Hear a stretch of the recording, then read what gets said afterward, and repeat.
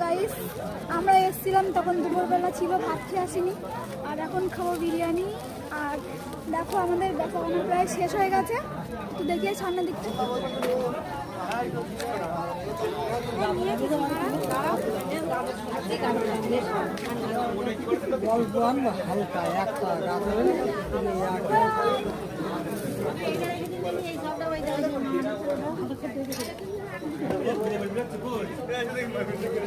তো একটু পরে আমরা বাড়ি যাবো, তো দুপুরবেলা ভাত খাইনি, এখন খিদে পেয়েছে।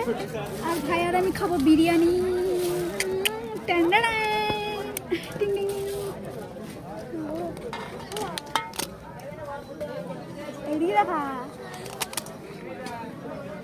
তো গাইস তোমরা কারা কারা বিরিয়ানি লাভার?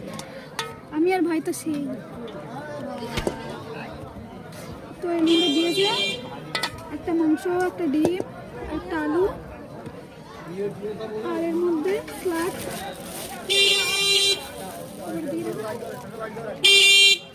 তো এখন আমরা খাবো।